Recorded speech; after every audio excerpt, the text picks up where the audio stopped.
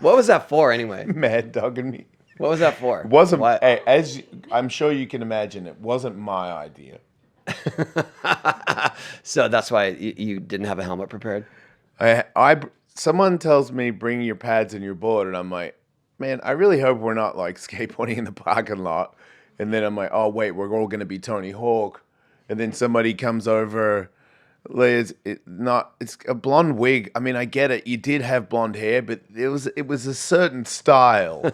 So it's just a bunch of people with blonde wigs on, and I'm like, oh, I think we're trying to be. So Tony Mark, Hawk. I pulled into the parking lot, and there were people dressed as me skateboarding today. Oh, yeah, that's pretty interesting. I would have liked to have seen and that. I had just received a phone call from someone that I scheduled a long time ago, and I was like, I think I'm gonna have to call you back. When he opened the door, I started skating towards him, fully padded, dressed as Tony Hawk, and I could tell he was like, "All right, I'll." That's amazing. I wish I would have seen. You know what I did see last weekend? I got bushwhacked into going to a drag show. Yeah. Out in Palm Springs. And I love the parallel of that. And about halfway through it, one of the drag queens came out and she had on a Devo outfit, and she did like no way. She did about a 10-minute and you know, what do you do when you're a drag? You kick and you there's not much you do. Strut around, I guess, and lip sync. Yeah, they lip sync. There's no way for like 10 minutes. It was There's no way that was a coincidence. It was not a coincidence. No, I was set up.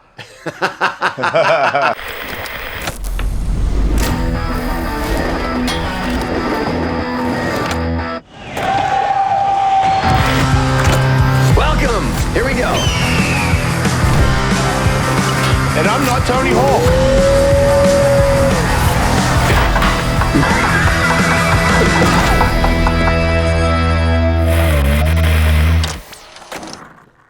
Are you looking for a delicious and nutritious snack that packs real protein punch?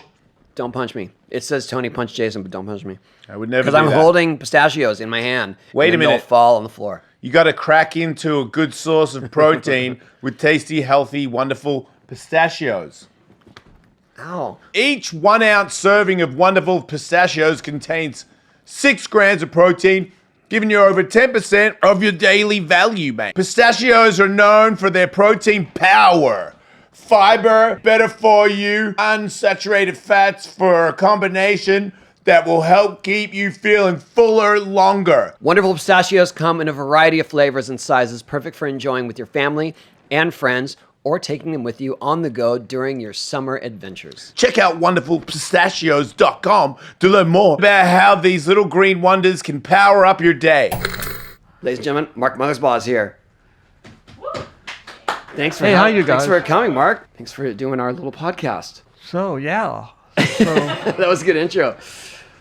Mark and I have known each other for a long time. I've known about Mark for even longer than that. And I feel like, you know, Devo, we can go into Devo, but Devo had such a strong connection to skateboarding in the early days. Yeah, we were, well, you know, for a lot of different reasons. I skated when I was a little kid, but I had such bad vision that I didn't know that was the reason why I couldn't stay on a board, so I just kept crashing. But it made for some great photos with. When you say kid, how old? Like 12. For how long did you skate? Till I was about 14, and that was about all I could do. Just skidding across the ground all over the place. Well, there's a great photo of me. I was at some sort of church thing, and they had all these kids that were like 13. We were all 13, and we had on like choir robes, and I'm the one guy on the end that has 2 black eyes and stitches in his forehead and patches on him. I'm just smiling because I know I'm ruining the photo for everybody. And that was from skating? That was That's OG. He beats us. I remember before we started. I remember like skateboard Devo, like I got introduced to Devo because I'm skateboarding and I really fell in love with it. And I remember having an argument with someone in Australia because I was really just into AC/DC and things like that. But I just really liked Devo. I don't know. You got me into the Rolling Stones because of the cover. Because I'm just from the wrong generation. I was like, I love this song, and then I was like, wait, who did it? and then I hear the original. I'm like, wow, that's cool. But I got punched in the face. And Sorry. I was like, no way, they're good. He's like, they suck, and I'm like, nah, you don't know. And then he punched me, and I was like, okay. Okay. I was little, so I didn't really. There you go. My retaliation was like, okay. The lines were being drawn. Yeah, Yes. I tried, man. My introduction to Devo. Well, I definitely heard Satisfaction, but I heard the first album just kind of in the ether of skate parks. But I remember vividly there was a time when I was skating at Oasis Skate Park. That was my local spot, and it was almost at closing time. And I was waiting for my parents to come pick me up, and I kind of had the park to myself, so I was just cruising around because usually it's super packed and you got to wait your turn and all that, and everyone's a bully. But then they played Freedom of Choice album, and Gates of Steel came on, and I was like, I had the park I was like the king of the park, and I'm listening to Gates of Steel, and it literally became my theme song. Where I was like, this is it. This is my calling. Like, this is my music. This is the thing I want to do. And this is my place. Did you always, I mean, you're probably used to it now, but have you always found it odd that he wants to live in your underwear, or what? Wrong terminology, but like he really likes you? Like, I know Devo, but it's like you're around him a lot. Well, we're friends. We're friends. We get along on a. But did it come originally as like, were you a fan? Oh yes, fan from day one. Yes, were you absolutely. a fan of him? Well, from the skateboarding. Well, Not really. I never really knew people's names. I just saw people skate all the time, and so for me, it was not about a personality thing as much as it was just about watching people do the stuff that I wished I could do, and I identified with just kind of the energy and the philosophy and the way people in skating, viewed life. So is that what connected you two? Because you guys are good friends, right? Yeah. We get along pretty good. Yeah. I mean, we don't. We don't go on campouts necessarily. Right. We haven't done that yet. Well, we could. You never know. He would. I don't have a pup tent, but. We could. We've definitely we have taken trips together though. So right, yeah, but that's not a true. camp out. Not a camp out. Is camp out like there really isn't anyone that I've camped out with? I'd say. Since is that a serious bonding? That might be 15, too much maybe. for you, right? No, not really. No. I don't think our wives would be too hyped on it. No, you're doing what? We're going glamping, right? Not camping. No, because it's I don't know. I don't go on campouts either. What happened? Right. But it just came to my head because I was looking at some. Paul Rubens sent me a happy birthday video every year, and the last one that he sent me this year, he was like making a joke about us going on a camp out. So now I throw camp outs into everything. So. It's not a bad idea. Hey, thanks to Bear for sponsoring our podcast. They have a lot of amazing sales going on this month, so be sure to head to bearmattress.com/hawkwolf for details. Bear Mattress is a premium mattress designed to upgrade your sleep, improve your lifestyle, and overall quality of life. And it's conveniently shipped to your door for free. Bear's sleep quiz matches you to the perfect mattress based on your body type and sleep preferences. I'm very picky when it comes to mattresses, and the sleep quiz helped me pick the perfect mattress. Bear delivers your mattress right to your door with free shipping in the US. The mattresses come rolled up in a box, and it's easy to set up. I know, it's pretty much like you unplug it, and it just goes, whoa, and turns into a mattress. It is amazing it fits in that box. Yeah, right? You'd never get it back in there, that's for sure. No, not without outside help. There is a 120-night sleep trial to test the mattress out and ensure that you love it. Bear mattresses include a lifetime warranty, and they offer financing options for flexible payment plans. So if you're looking to upgrade your sleep, head to bearmattress.com/hawkwolf to get 35% off a Bear mattress for a limited time. Jason. Yeah? I'm sorry, I got to pause this episode for a second to give you guys a very important discount code. So listen up.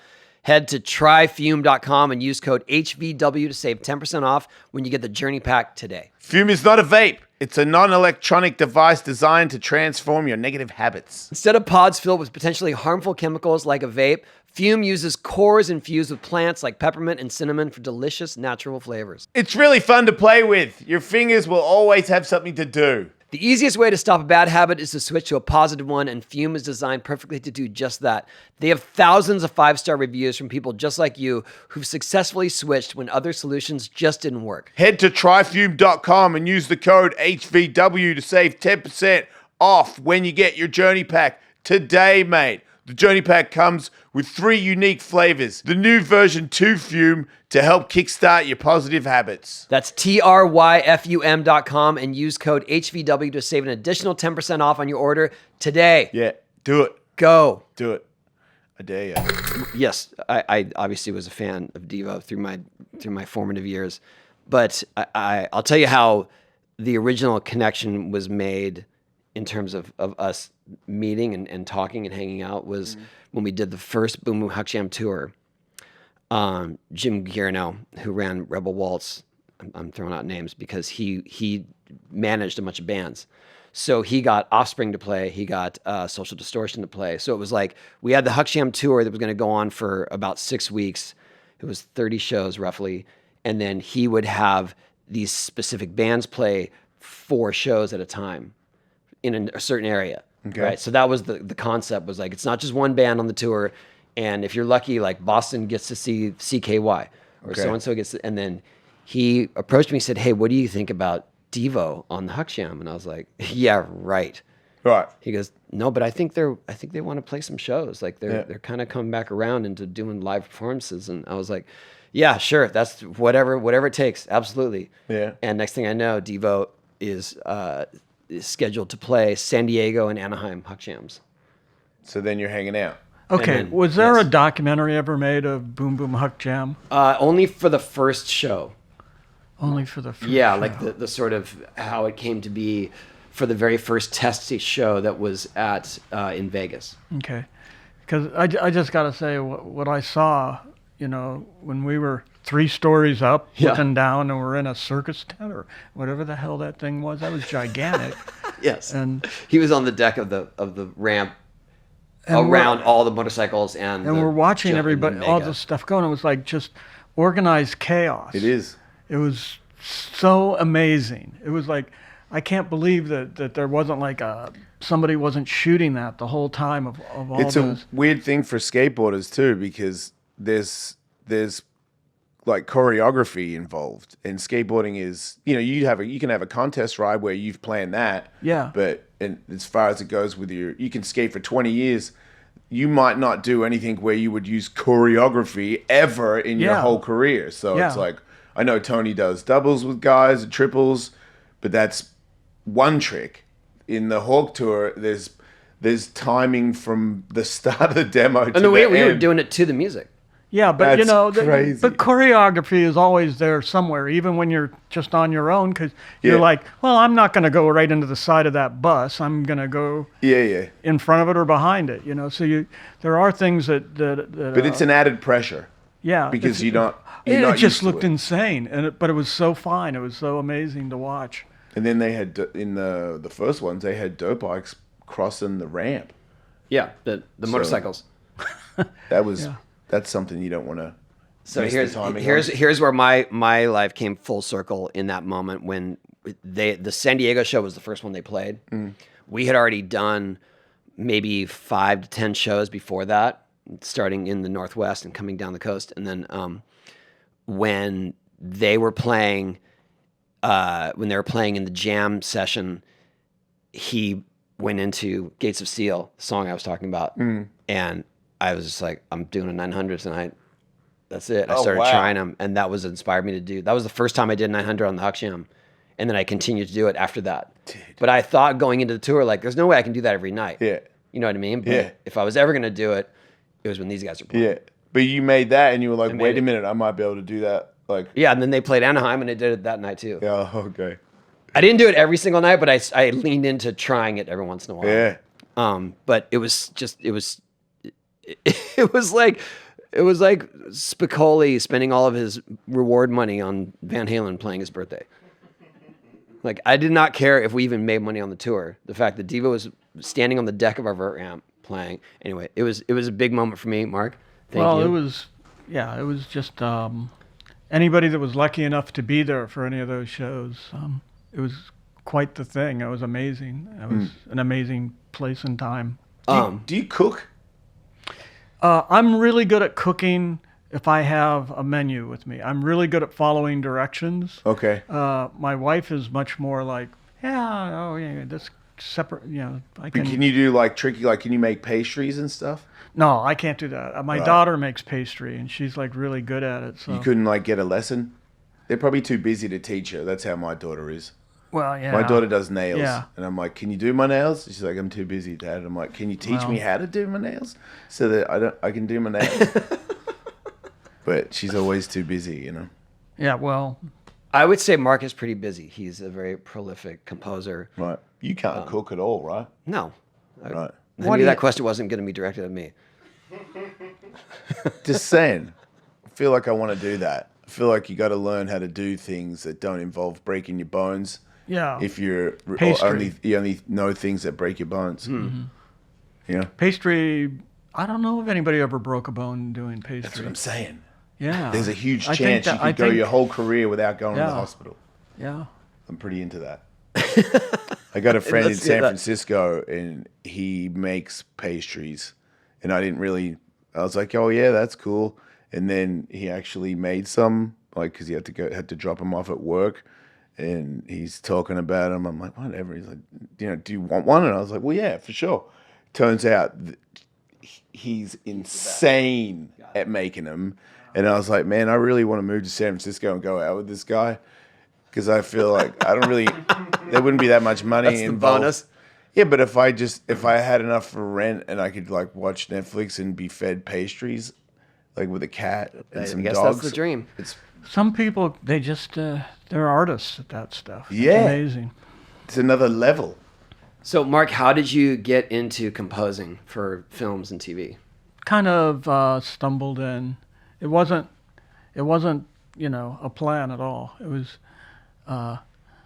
we were out here with Devo, and I had people ask me to score things for them, and I just was always working with the band, and then we left Warner Brothers, and then we're kind of on a cocoon siesta hibernation period. We were just kind of, and Paul Rubin asked me to score Pee-wee's Playhouse for him. Oh, that's right. And it was, for me, it was kind of a revelation, because I'd gone from like writing 12 songs, spending 3 months writing 12 songs, and then the guys, we all work them out, then we go to the studio and record them, and then we put together a show, and then we make a film to go with it, 1 or 2 of them, and then come up with like outfits and a concept, and then we go on tour. Then a year later, I get to write 12 more songs. Well, when I started working on Pee-wee's Playhouse, it was like he'd send me a tape on a Monday, and on Tuesday I'd write 12 songs, and on Wednesday I'd record them, that much music, and then Thursday I had to put them in the mail and mail them to New York, because that's where he was doing his mix. And then, is that good for you, or is that terrible? Well, I loved it, because Friday they mixed it, and Saturday we saw it on TV, and then Monday they sent me another tape, and I was like, this is incredible. I was getting to write, I was getting to be creative, because I loved performing, but, at a certain point, performing in your 20s and 30s, it's like, oh my God, it was so great. The toilet in my bathroom wouldn't stop overflowing. It was insane. And then, by the time you're 40, you're kind of like, yeah, the toilet was broken in my room, and, and it was overflowing. And then, and then by the time you're 50, you're kind of like, it's like a Groundhog Day. Can someone fix the damn toilet? Yeah. So it's like, oh, man. So it's like, it's that was the funniest and saddest analogy I've ever heard. I'm laughing, but I'm crying. Well, it's like it doesn't matter how smart your band is or how talented you are. They're all Spinal Tap. It's all Spinal Tap. Yeah, that's true. Even skating has an element like that to it, where there's at a certain point, it's you and a board, and, there's things that can happen, and, gravity and the unseen, unforgiving, like potholes and divots that you see at the very last second, you go, oh shit, and then you hit it. And so we generally don't see them. We just feel them too late. Yeah, that's more, If you see them, you can avoid them. Yeah, it's more of a what just happened. Hey, if you want to hear, where'd you get that? This holiday season, Uncommon Goods is your secret weapon. That was my Spicoli. That was really good. Thank you. Uncommon Goods is here to make your holiday shopping stress-free by scouring the globe for the most remarkable and truly unique gifts for everyone on your list. Whether you're shopping for your secret Santa or your entire family, Uncommon Goods knows exactly what they want. I got a cool mug from these guys the other day, and every time I have a coffee, everyone goes, ooh, where'd you get that? Where'd you get that mug? That's what they say. When you shop at Uncommon Goods, you're supporting artists and small independent businesses. These fine products are often made in small batches, so shop now before they sell out this holiday season. Uncommon Goods looks for products that are high quality, unique, and often handmade or made in the US. They have the most meaningful, out-of-the-ordinary gifts anywhere. From art and jewelry to kitchen, home, and bar, Uncommon Goods has something for everyone. Not the same lackluster gifts that you could find just anywhere. And with every purchase you make at Uncommon Goods, they give back $1 to a nonprofit partner of your choice. They've donated more than $2.5 million to date. To get 15% off your next gift, go to uncommongoods.com/HVW. That's uncommongoods.com/HVW for 15% off. Don't miss out on this limited time offer. Uncommon Goods, we're all out of the ordinary. Again, that's uncommongoods.com/HVW for 15% off. Okay, so here's my other full circle Devo moment. And I don't know if you remember this at all, but you guys were recording with the album New York. Yeah, it could have been 13, 14, something like that. Yeah. Kathy and I had just started dating. And one of our first dates was at this restaurant in New York.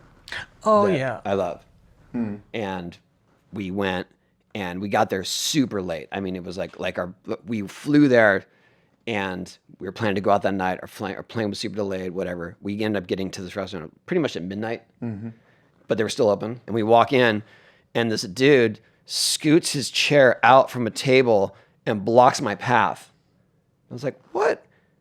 And I was like, wait, I know that guy. That's Mark Mothersbaugh. And Kathy goes, and that's Devo. And Devo is sitting at the table right in front. And she's a massive fan too. Yeah. So we took it as some sign, but it was pretty cool. Aw. But I did get out of your way, right? Eventually, yeah. Eventually, yeah. You guys were all Sorry having about dinner, that, and you were with Josh Freese because he was drumming on that album, Okay. who I knew. So that was sort of Yeah. that was our collective. I remember that. It was a good restaurant. And the reason it was open late is other chefs from all over New York City would come to that restaurant to eat. Yeah, Yeah. it's really good. Man. Blue Ribbon. Yeah, it was good food. Look it up. Pastry was terrible, but There's good pastries there? it was But a it sushi bar, so I don't was- even remember if there was pastry. Yeah. Oh, that's right. I'm happy for sushi people, but I'm more of a pastry guy, Not long after that, your wife reached out to me about us collaborating on something. Yeah. And That's then true. we've been on that path ever since. What was that? I'll let him explain it. Yeah. It's morphed. We haven't figured it out yet. Cool. We're getting closer. Generally It was an broad- excuse for all of us not to do what we have to do all the time every day and just have discussions about other things. You guys building a rocket or something? Building something, yeah, but Right. but more You theoretical. gonna get out of here? It was all theoretical. It was the idea was first it started as a stage play, a Broadway play about the parallels of skateboarding and punk rock music. That was the broad strokes, right? Yeah. Yeah. And then we thinking tried about to that, incorporate into a book that we bought the rights to. I don't know if I'm getting too deep into this, Man, you but should we bought build the a rights to rocket. that involved a skater and a teen pregnancy. And then we actually wrote, with help from someone with experience, an entire play about that. Yeah. And then at some point we were like, yeah, we're too stuck on the pregnancy thing when we're trying to take the message of DIY and skateboarding and punk. And so we scrapped it. So, okay. But we actually did a workshop. Yeah. And had people acting and skating on stage. Mm-hmm.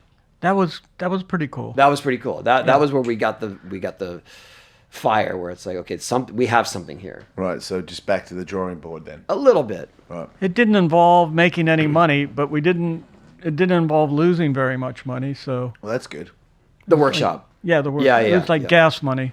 Yeah. And then I had to choreograph a bunch of skaters to do routines on these little that would fit a small stage. A half pipe or just little quarter pipes? little quarter pipes, a little pyramid, and it was sick. Like it actually worked. It looked Did you have really your good. friends skating? Like, was it pros or?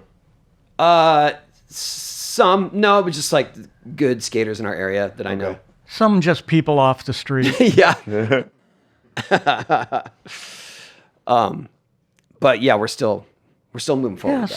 Yeah, we'll see what happens. Are you going to be in it? Being in it, well, his DNA is all over it. Right. So it's whether he's actually whatever. If you want me to play you, I do a good you. Oh, okay. Yeah, that's we right. Talk about that. You got to work on your accent a little. Hey, dude, I can't even. I digress, dude. It's going to either be you or George Clooney. I choose George. I guess I won't be too insulted if he gets the gig. No, but we're still doing it. And Mark he's so prolific. He wrote a bunch of songs for that first project. Yeah. That I still listen to. Yeah, you can write a song like you could just write a couple songs right now, right? Maybe. It depends could on your easily vibe. happen. Like if you're in the mood, you can. How many songs have you ever done in a motivated moment? I don't know. I write. Well, when you're writing music for a film, you might be writing, 100 minutes of music if it's like an animation film, and so you have like a couple months to do it in. Is it easier to do things that somebody else wrote, like you're writing stuff based off somebody else's story, or no? Oh, you mean off of somebody's story? You mean, like, I like to collaborate, and that's partly because Devo was two sets of brothers, and so we were always collaborating, and we didn't have a big problem with like people thinking of ideas to help the other guys out and to take and make an idea better. So I enjoy the idea of collaborating. So, but what about when you write stuff solo, just you? Is that fun or not? That's even funner. Okay. But I mean, it's like I don't know. It's I don't know. I don't know where it comes from or how. It just happens. But you found it, and you can is. do it forever too. Maybe. Hey, Jason. Yeah? Nomad started as a Kickstarter project in 2012 with the goal of building ultra rugged and minimalist tools for the 21st century nomad. Based in Santa Barbara, California, Nomad makes mobile accessories that not only look good, but are there when you need them most. From iPhone cases to Apple Watch straps to wireless chargers, ultra durable cables, and even premium wallets and passport holders crafted with Horween leather. Nomad uses American leather for their cases and bands that just look better the more you use them. Nomad has designed brands for Apple Watches that seemingly go from the ramp to a night out. Nomad offers convenient wireless charging solutions for the home, office, and bedroom with a suite of chargers for whatever mobile devices you use, as well as Apple Watch and AirPods. Nomad is a climate-neutral certified brand. The attention to detail with these products is amazing. Great look and fit for all Apple products. Nomad is and always will be the company that prioritizes design and quality over everything else. Nomad designs all concepts from the ground up, rather than white labeling existing products. Check out Nomad at nomadgoods.com/hawkwolf to see what living the nomad life is all about. That's NOMADGOODS.com/hawkwolf. Be sure to use the code WOLF to save 10% on your first order. We'll Well, see. Do you feel like when you're on a time crunch that maybe the quality is sacrificed, or do you feel like, oh, that's inspiring me to get it done Okay. well? Do you guys ever watch films? Yeah. Yes. Do you ever go, wow, how did they make that piece of shit? Do you ever think that? all the Yeah. time. Well, if you start working on films, you start going, wow, how did they ever make a good one? Because there's so many things that can go wrong. And even in the music department, it's like people, they say, hey, we want you because we want something really original and really new and really exciting. And then you give it to them and then they go, well, not that new or original. Maybe, like half as original. So, Wait, you wrote the Lego theme song, yeah. right? Everything is awesome. I was part of that. That's a yes. banger, right? Okay. That was you're a whole part of bunch it. of people. All right. That was, That's a huge song. Was that nominated for an Oscar? Is that right? Should have been. probably was. Incredible. I know. I can't believe I was lifted up by Legos. Inspired. Yeah, by little well, pieces of plastic. there were just these two guys. I met them. They were right before they got fired while I was working on Rugrats a long, long time ago. They were just these two young guys that were doing storyboards. And then they came back and they started doing their own projects. And they just happened to be really good at telling stories in animation. And then and also in live action. And they became moguls. Yeah. Now. They're little mini moguls. Phil Lord and Chris Miller. And they're still out there making stuff. I bet. They're the ones who started the Lego movie, or they helped to write the song? Well, actually, I should have got a cut of their however many billions of dollars they made, but I didn't. Because when you're in music, you're like the cobbler of music. You're at the end of the line, and they look down at you like, cobbler, cobble me some more music. It's kind of like, but I'm kind of okay with that. I don't really, But I introduced them to the people that were trying to figure out how to make a Lego movie. And, So you made it. Well, no, but Pretty much. That's how I see it. What was your I wouldn't favorite? What was your favorite, either film or TV project where you thought, "Oh, this is really something interesting, and I can help it"? I don't know. That changes. You think about things, the next day or a year later or 10, 20 years later. And somebody was just reminding me about some Wes Anderson stuff from the first film because I had these guys that played, that were jazz players. And I put a band together for Bottle Rocket, his first movie. And been trying to find. I think they're gone. I think they're all. There's like the bass player is the only guy left. Everybody else has passed away. But there's another project I'm working on that they said they wanted it to sound like that, and so it made me think. And I liked that movie. I liked working on it. Wes was an interesting character. He's like a true artist. It's like you guys on that level you would respect him because he traded away his part of the money was. He would trade away his money so that he could have control of marketing or so he could have control of the final cut, and things like that. And I thought, yeah, that's how Devo used to do it. We used to trade away things to get stuff. It's crazy to know that you have to trade away things to do your song your way. Well, it's the entertainment industry. I mean, the But business. people outside of that don't understand that, Yeah. Well, it's not a normal thing.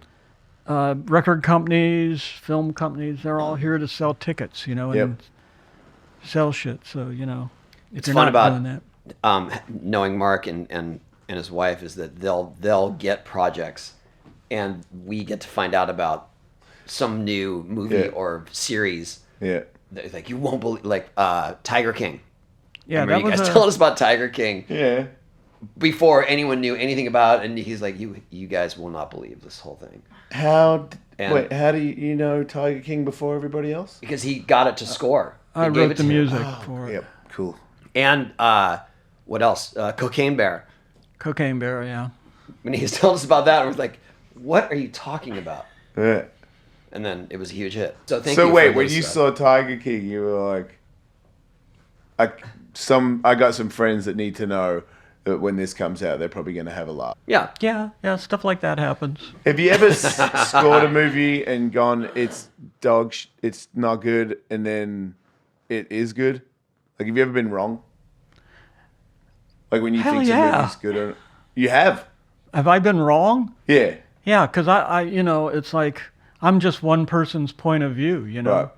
I'm not. There are people that are great at being the lowest common denominator, and creating something that everybody, like a Taylor Swift. I have never written anything that I think, or I don't think I in any way have much in common with like a Taylor Swift, Right. who's like a big, touches so many people. She touches so many people. It's like I think the Devo fans are all kind of a smaller group. You know? Yeah, I get it. What- They're not. Taylor Swift fans are basic. Oh my God. What? Basic? Yeah, they're basic bitches. Yeah, good for her. Yeah, It's and like- more for her. power to her. Yeah, exactly. I wish I was a basic bitch. It seems pleasant. Well, you'd probably get to drive a different car, But Well, Yeah. in defense of Swifties, my daughter is a massive fan, and she is not basic, Jason. So No, my bad, Tony. there you go. she's a Taylor Swiftie. She's yes. Okay. Yeah, Yes, but she's you know seen what? her a At a few certain times point, live. there's this other thing, like it's like when you're a kid, there's a time in your life, like skateboarding did it for you, Yeah. where you're like nothing makes sense, the world is insane, I hate everything, and then you find out about a skateboard, and all of a sudden the whole world makes sense. Yep. A lot of you're of a in reality, the amount of people that skateboarding has that effect on is smaller than music, for instance. Music's easier because you don't have to do a damn thing except turn on your radio or your phone or something, your computer. But it's like music is just, she just has a group of people that it makes the world make sense for them, and it can be your daughter, it can be She's my a daughter's huge fan went to of a- my skateboarding. yeah. X Games posted a video of how motivated she was to see me make a 540 last weekend. It might have been Oh, that's fabricated. look at- It might have been fabricated. Look, I fell off, and she's like, "Oh man, so close," but then I make it. That was Jason last weekend, right there. Look at her. She's so pumped on me. She said, "Let's effing go, Jason." There you go. So she's sitting in your car now waiting for this to be Yeah. over? Yeah. Ooh, that'd be a good new girlfriend. That'd be a huge bounce back.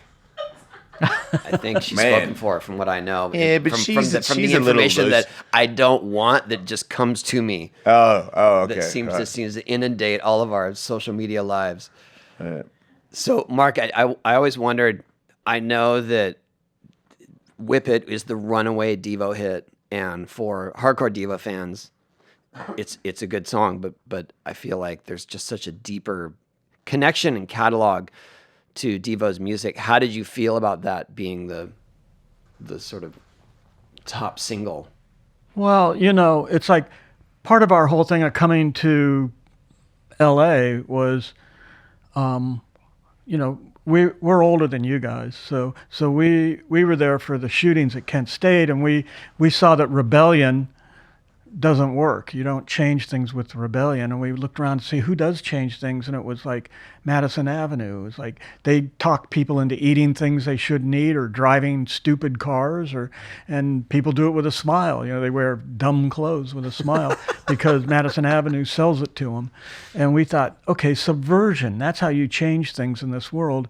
And we thought, what if we come out and get a record deal,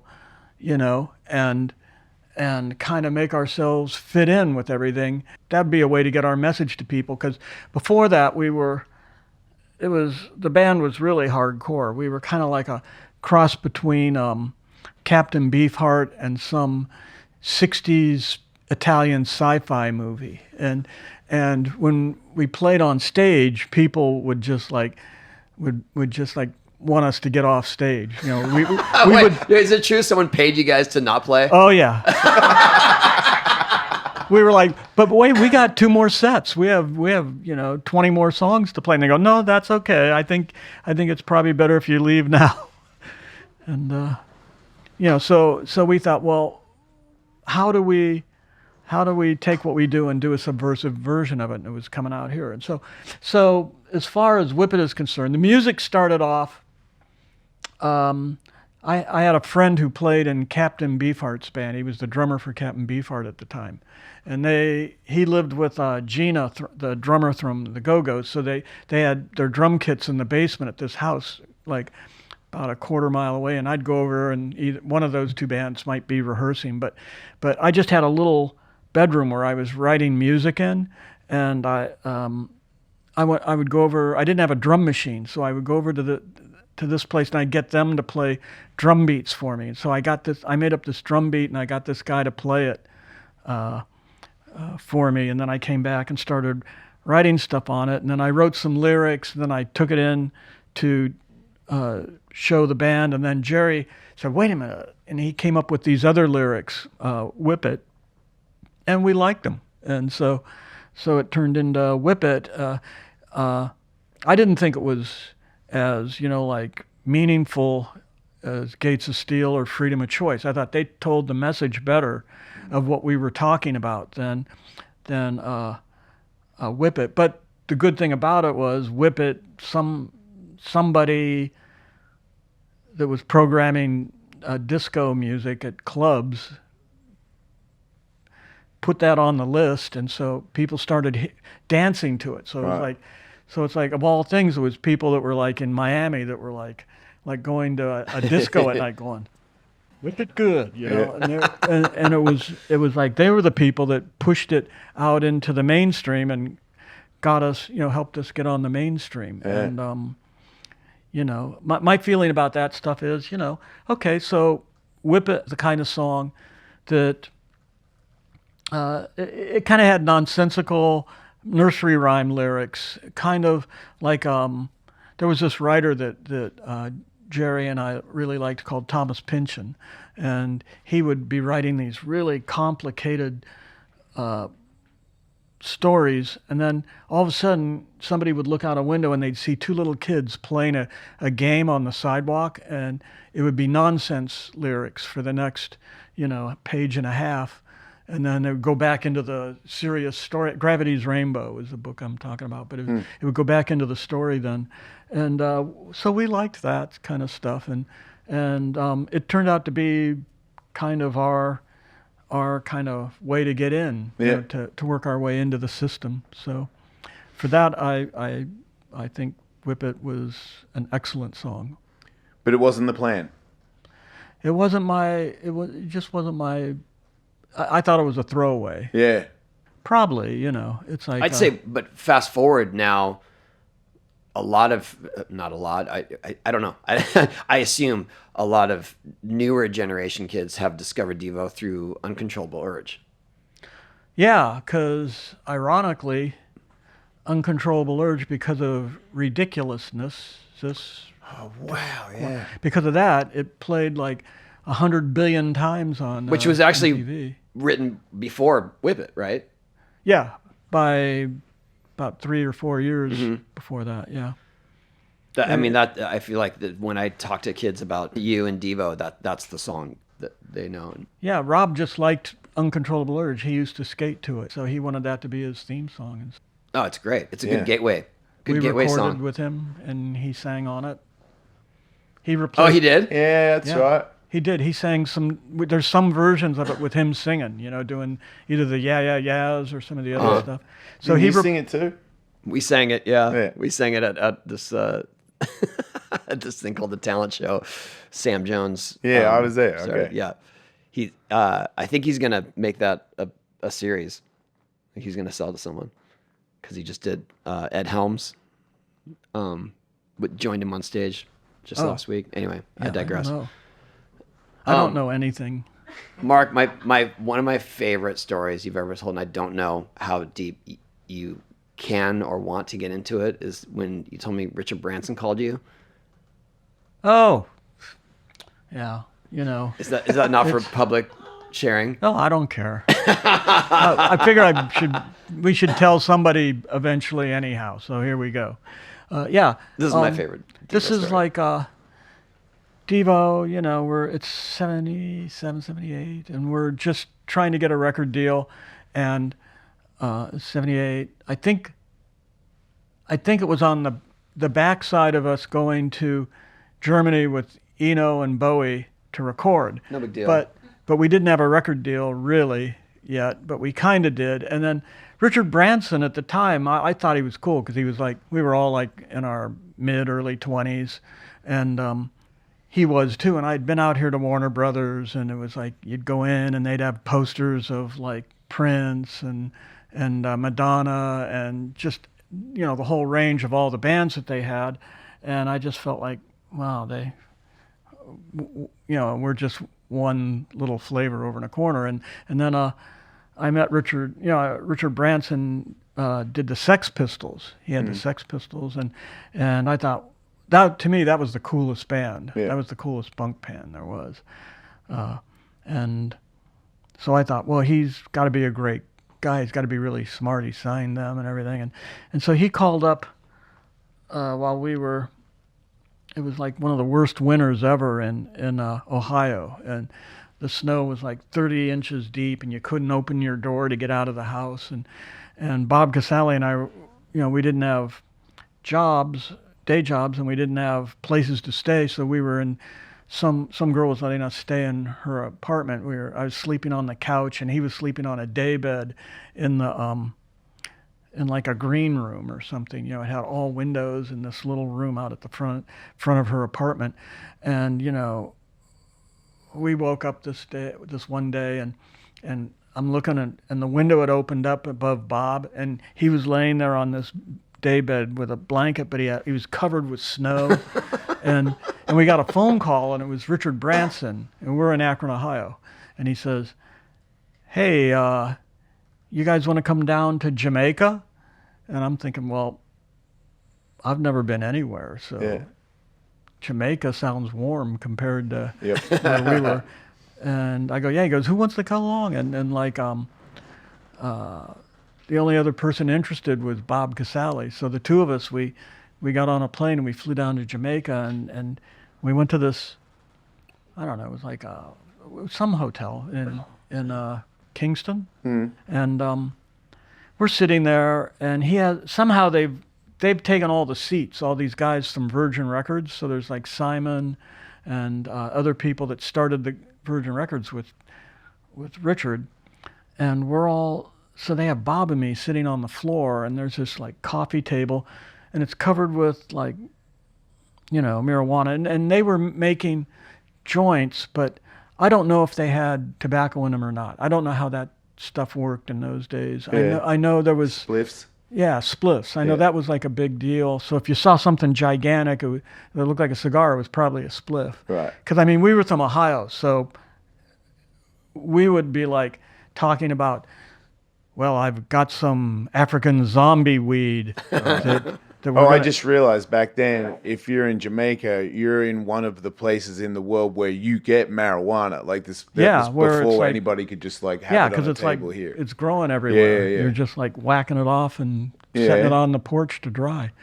So they were rolling these joints, and they were giant, and they kept pushing our way. And we're like used to like, you know, somebody has African zombie weed, but it means we'd roll a toothpick, you know, and there'd be like 8 people, and we'd drink a couple bottles of wine first, and then they'd pass this thing around that was so sad and tiny, you'd go, and then pass it around, then they go, are you getting high? And, and you'd go, I think so. Let me have another glass of wine. You know, it was like that kind. So these guys had these gigantic, we'd never seen that much marijuana. We're like, whoa, okay. So we're taking hits on it, and Bob was a smoker, so he could really do full lung hits, and he was really high. And it was, you know, that we're talking about, you know, Devo and what's going on. And then we started talking about Sex Pistols, and we said, yeah, we just saw them a couple of weeks ago. We were there on the night of their last show, and Sid and Nancy and Steve Jones and all the Sex Pistols came over to the house where Devo was staying. We were staying in a house where they put together a punk magazine called Search and Destroy. Yeah. If you ever see it, it's a pretty amazing magazine from 77, 78, and we just slept on, like newspapers. We were sleeping on stacks of newspapers, and but all the Sex Pistol people came over, and so we were partying all night and stuff. And I was saying, yeah, we had such a good time with everybody. It's so sad the band's broken up. That was our favorite band, and yeah, I really wish they were still together, and we're gonna miss them, and blah blah blah. And Richard leans over and he goes, well, I'll tell you why I invited you guys down here. He says, Johnny Rotten is in the next room over here, and I have reporters from Melody Maker, New Music Express, and Sounds Magazine here. And if you guys want to do it, we can all go down to the beach and announce that Johnny Rotten is going to join Devo. And I just remember, I'm like, wait a minute. And I'm looking at him, and he's like looking at me with these big, crazy eyes, and this wide grin, and I go, he's got teeth. He had aggressive teeth, pushing forward. I'm like, he has teeth like a brain-eating ape. That's what I remember thinking while I was sitting there. And then like how marijuana can make you, like, for no reason at all, everything becomes ridiculous. Yeah. It's like I started laughing and I couldn't stop, and I'm laughing at, and I'm looking at Bob, and Bob's just cross-eyed and like he's totally gone. Yeah. And I'm like, Richard, I'm not laughing at you. I'm not laughing at you. I'm just.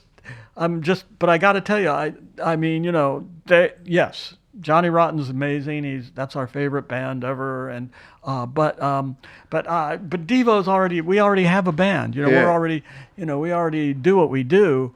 I said, maybe instead of Johnny joining Devo, he should do like we did, and instead of being an anarchist, he should flip it over, and he should we're Devo Incorporated. He should incorporate. And I just remember Branson getting bummed out, because he had all these people from England that he flew there. Because he thought you were just going to go with it right there and then. I don't know what I guess he's had. I thought. I mean, that guy's really accomplished. That is one of the. I mean, I don't know, but that seems like one of the dumbest ideas I've ever heard of. I mean, can you imagine the few songs that they did do would be amazing? But it just wouldn't work. Even like you sing with him. If you had him sing with him now, it would still be like, I don't understand why. That's the right turn. You guys need to both start walking the opposite way. But the nuance to that is when he talks about the corporation, then you know what Johnny Rotten did, John Lydon, Public Image Limited. A corporation band. Man, he did. But it was like, so that was like, I went, okay, so he signed Sex Pistols, but he's a dangerous person with crazy ideas. So. Yeah. What did you say was a brain-eating monkey? Brain-eating ape. I said ape. I didn't use the word monkey. And I said his teeth just protruded like a brain-eating ape. Yeah. But you said that's recently, some good weed, man. You told me recently that there was a reporter that was there, and he reminded you, he goes, I was there waiting. Yeah. Who was that guy? He was I can't remember how we ran into each other. That's how I true. learned the story from him. He said, I just met this guy that was in the next room when we were supposed to have a press conference to announce Johnny Rotten and Devo. And I was like, wait, what was it going to be called? What just happened? Johnny Rotten and the Devos? Like, what? Maybe we should have done it for one day, That's how long it would have lasted anyway. Yeah, exactly. One time I was in Europe and I was drinking, I used to be a skateboarding alcoholic, and my friend and I were knocking on other skateboarders' hotel rooms, and when they'd open, I would just barge through the door and go to their fridge and pull all the alcohol out into my t-shirt and walk off. So I was just raiding people's rooms over and over again, and all of a sudden, Johnny Rotten he's staying, I don't know how, it's got nothing to do with skateboarding, wasn't doing a music tour, I was skateboarding, and I didn't know there was any music around, but I know who that dude is. Yeah. It doesn't matter how drunk I am. as soon as I slammed the door and came out to the corridor, and he's standing, no shirt on, with his pajama pants on, like, and I was like, sorry, man, just sorry. I'm trying to get a lot of alcohol. You understand? You know what I mean? You know, you've been there. You understand. Yeah. I'm like, but I'll go back in my room. I'm sorry. And he didn't say anything. He just was like, yeah. That's kind of because he's probably like also thinking, but at the same time, I would have done it to you. So That's what I was thinking at the time. So I think that's why he didn't. In his days, for sure. I also did an interview with him when I started radio, and it was my first celebrity guest, and I was not trained in any way to do this, especially with somebody that I didn't know anything about. Like, obviously, I know he's in the Sex Pistols, but that's kind of where it ended for me. yeah. So he was there, and I guess he's, it was the Sex Pistols again, but obviously with, I would assume. Oh, when they reunited. Yeah. Yep. But so I asked him, he was there with this older security guy. It was his security guy who was kind of old and didn't look like he could really defend anybody, but he definitely had like a bouncery vibe, and he was vibing me big time. He was standing, he wouldn't sit down. And I asked him who was in the band, and he just was like, that's it. Like, maybe it was an act, I don't know, but he just started going off. They both stood up over me at the table and were like, yeah, you this, F and that, blah, blah, blah. And I was like, dude, calm down. It's like when I first started that job, and I thought he was being a dick, but I was like, how much trouble am I in right now for my first celebrity interview to go this bad? You know what I mean? Like, when he leaves, do I have to leave? Right, I remember after that interview, I was like, right, research. Maybe do a little bit of research. I figured how hard could it be? Johnny Rotten, hey, Sex Pistols. Remember that guy died? I don't know. Oh, wow. Yeah. No, I was really good at it. I saw that tour, when that reunion tour. Was it good? Yeah, it was good. Yeah, it was great. I should have said that. We played a show. Devo played some show somewhere in Southern California a couple years ago, and PIL were playing, and so we kind of hung out backstage a little bit. But I watched his show, and every song I said, do a Sex Pistols song. Do a Sex Pistols. I kept wanting him to do a Sex Pistols. I think everybody would have lost their minds if he would have. Right. But no. No. Yeah. Didn't do it. Yeah, I don't think he's in it for the nostalgia. No. On behalf of the crowd, that's not his vibe. Yeah, he was Okay, you guys, I'll do it. Yay! I've never seen him happy, so he just every time I've seen him, he's been pissed at me. So.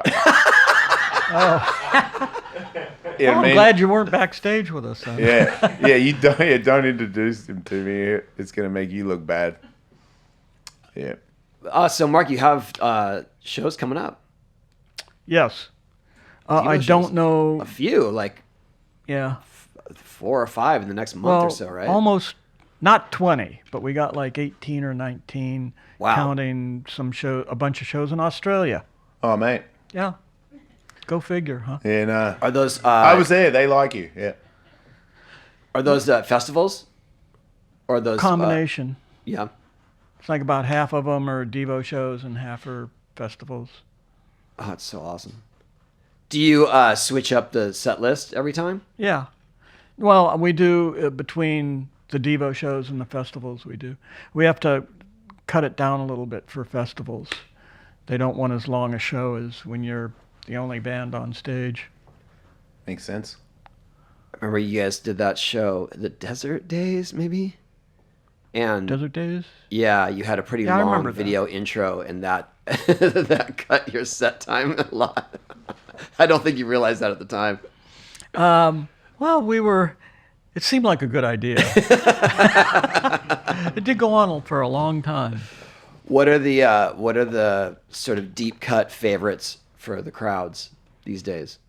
Well, it's like, I don't know. I seem to think it's like the first 3 albums are like where people have the things that they relate to the most.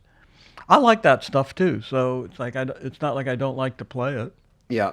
I mean, it's like the funnest part of of touring is the hour and a half or 2 hours you're on stage, and it's the rest of it, getting to the next city and the next hotel. And how much money do you make off those hats? I'd say in the tens of dollars. Right. Yeah. It's like, I would have thought different, but well, you know, if it was if it was a Taylor Swift hat, yeah, you know, if we maybe put the name Hybrid. of her latest album on the collaboration. yeah, we might. You like that? We might sell a billion of them, but you know, Yeah, you should get her to do Whip It, but with the hat on, with you. Yeah. Synergize. We sell a lot of hats to people that have stories that say, yeah, I got beat up for being a Devo fan, or people called me Devo, and I had to go then find out what Devo was to see why they were, how that was like a pejorative term. Yeah, well, I back it. I mean, you guys, but you did so much stuff. I mean, there was like Bougie Boy, and he started a religion. I didn't. Church of Bob. No, I didn't start. You didn't start Church it. of Bob, but No, you didn't. Okay, I thought I you were- was the prophylactic Bob, and so I showed up when. Oh, I see. When Okay. by divine manifestation, the real our Bob Dobbs didn't show up at an important event. Sometimes they would put me in prosthetics, and I would come out and be Bob. So you were. I Did contributed. they to it. recruit you, or did you were part of the beginning of it? Well, okay, I didn't start it. There's a guy that started it, Ivan Stang, and somehow I got you go through Devo fan mail, and there was this pamphlet that came up, and it was about Church of the Subgenius, and it looked like, could these people be real? We were totally fascinated with it. We were totally fascinated with that whole concept, and contacted them. And then he ruined it for me by saying, "Oh no, we're artists, and we know we're making, we're being comedians." And I was like, "Oh, you ruined it for me. I thought you were a true psycho." Yeah. I really. But we stayed friends, and we collaborated on each other's artwork. And Ivan even animated a part of one of our videos. Love Without Anger. There's like a Barbie and a Ken doll that. Oh yeah. And it only lasts like 20 or 30 seconds, but they get in a fight, and I think Barbie pulls Ken's legs off, and Ken hits Barbie in the head and knocks her head off. But then they kiss and make up, and then there's like little hearts going up as the headless Barbie and the legless Ken hug and cuddle on a couch, and. So But you have officiated weddings. Yeah, Right. Yeah. Through the Church of Bob, so that's pretty sick. It was like and Do they have a good logo? them. Yeah. Yeah, it was clip art of a guy that looked like just a happy 1950s white man Right. with a pipe sticking out of his mouth. Nice. Yeah. Yeah. seems like- Yeah, it was very Ozzy and Harriet. Very scary. Yeah. Kind of appropriate for the times. What has been your favorite other band to do shows with, or to see? do Maybe shows, you yeah. got to see. Well, you know what? When we played over in Europe earlier this year, there was a band called Here Come the Comets, I think is the name of the band. I hope I got it right. Here Come the Comets. And there are these young guys, and they sounded like a cross between like Miles Davis, outsider jazz with electronics on top. Dang. And they were throwing their instruments across the stage and stuff like that. And I remember about 20 minutes into it, I said, God, I feel like I'm taking drugs. It was really, the music was so great. They were interesting. So I love that liked them. you chose something relatively new to answer that question with, as Oh. opposed to like, oh yeah, I toured with Iggy Pop and Susie and, cool. Is it Here Come the Comets? Here Comes the Comet. Is that their name? Here Comes the Comet. Yeah. Oh yeah, there it sweet. is. So it is Here Come the Comets. Yeah, I thought it was. And it was like I think there was some lyrics every now and then, but I couldn't even tell you for sure that there were, because the voices were through effects and everything, and it just like the sounds were like you could tell a lot of it was different every night. Yeah. You could tell that about them, and I really appreciated that. Yeah. I really appreciate what they do. There's another band I like. We haven't played with them, but it's called Macular Dog, and they're like kids that remind me of like could have been what Devo would have been like if we would have started now instead of a million years ago. Because you'd have this technology. Because you'd have different technology. So it's like the guy who plays the percussion stuff. It has different sounds, but it's kind of like what my brother Jim was trying to do in the early Devo days. With he built one of the first electronic drum kits with acoustic guitar pickups glued to practice pads, and he ran them through fuzz tones and wah-wah pedals, and it was totally crude. Totally crude. It was like a caveman version of sci-fi music or something. Yeah. And I mean, you know, we even called his drums the Jelly Bomb drums because they just had these crazy sounds. You know? The only place you hear them now is the first Devo video, the one with Jocko Homo and Secret Agent Man. If you ever go listen to that again, listen to the percussion, you'll go, oh, that does not sound like real drums, because it isn't. But I loved it right when I heard it. You know what I mean? Like I just thought that was fascinating because it was just something new and different. And I loved that it was electronic because I was all about that. Well, they were players too, though. The band Here Come the Comets. They had like a sax player that had layers and layers of echo on him. So he'd play a line, and it'd be all over the stadium. It would just be, if you were doing a hallucinogen, it would have really been intense to watch that band. Can check that out then. But I was watching it and I wasn't doing anything but coffee, so it was pretty damn impressive. What did you think about I know this is I'm getting into the weeds here, but they did the cover of Secret Agent Man for Repo Man soundtrack, Hombre Secreto. Wait a minute, who covered it?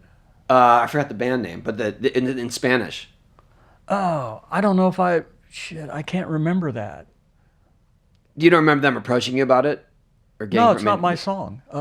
Because back in the days we did Secret Agent Man, I only borrowed 3 lines from Johnny Rivers. I used Secret Agent Man. They've given me a number and taken away my name. But that was all it took back in 1977 that I had to get his permission, and he took all the publishing. So even though you changed the regular verse, all the music's totally different. The melody's different. I see. The lyrics are different. Right. Just that 3 lines, because I used those. Nowadays, you would do a different kind of deal, and you'd both end up owning the song. I guess I So since they it's had in to Spanish, I don't know if it was your lyrics or his lyrics. So I guess you didn't have to be contacted about that. No, they didn't have to ask me for a single. What about silly heavy thing. metal?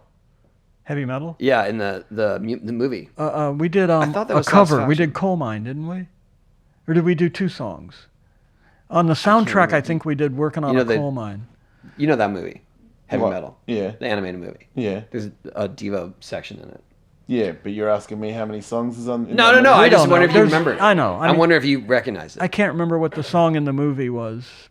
I don't know if it was Working on a Coal Mine or not, but it was on the soundtrack because Warner Brothers, they were helping us out, because we obviously didn't know how to be commercial.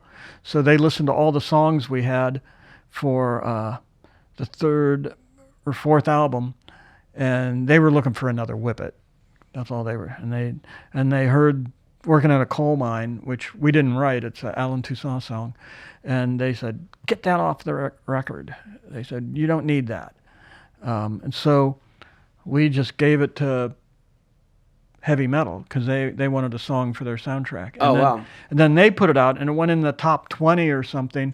And then Warner's panicked, and after they'd kicked it off of our album, and our album was already printed, then they put a 45 in the album of that song so that it wouldn't, so that having put the song on that they kicked off of the album on another. What was the flip side of Coal Mine then? I don't remember. That was a long time ago. I'm trying to dig deep here, Mark. You could find out. Google could tell you, but I don't know. Well, Mark, we appreciate you coming by. I appreciate all of your contributions to music and art. He does so much art; it's crazy. Yeah. How many postcards do you have? Okay, so I started like 1969, 70. I got into something called mail art because it was before computers, and you'd draw on a postcard and then you'd mail it to somebody, and then they might draw on it back, or they might send another card back. And so I found addresses for people like Jasper Johns and Andy Warhol and Robert Rauschenberg and a bunch of famous artists. And the amazing thing was I could send them a piece of art, and some of them would send something back, and you'd get something back from somebody who'd been in museums and was in books and was a real person, not just a nobody, not just like some 18-year-old kid in Akron, Ohio, which is nowhere. It was like you felt like it was an amazing feeling. So I did those every day and put ideas and things on them, and then somewhere along the line I got 100 of them, and so I was enough of a nerd. I knew that I collected stamps when I was in high school, and I knew you could buy these archival albums that held exactly 100 postcards, and so every time I got 100, I'd make another red book. So now I got a warehouse with almost 700 of those books now that I've done, and they each have 100 images. And so most, it's like Do you sleep? well, I probably do less drugs and partying than any of the other guys in Devo. Like we'd go do a show, and then I'd have screamed my voice out, so I'd want to go back to the hotel and put my head over a steam, in a sink or something, and I'd just hang out there. And so then that's how I entertain myself. Staying I still busy. do it. Yeah. We're glad you did. Yeah. This is the ones I'm going to work on today. That's the Oh story. my Ready to God! go. They're in your pocket. Get Wait, you're outta going to work here. on You those? don't stop. Yeah, it's like Those aren't done. Oh they my aren't done. No, God, dude. they're prepared. They're kind of. It's Maniac. like I do Glad I this. brought it up. Yeah. I do this thing now where I I gotta prepare get out the of here. This cards. guy's crazy. Yeah, so I'd prepare them, and then I'll probably be talking about you two on all these cards later. Off he All right, goes. Mark, we're gonna let you finish that. Yeah. And hey, thanks for coming by. So there's a start. We love it. Like it described. We're all Devo. Yeah. You are too. Like it or not. That might be better.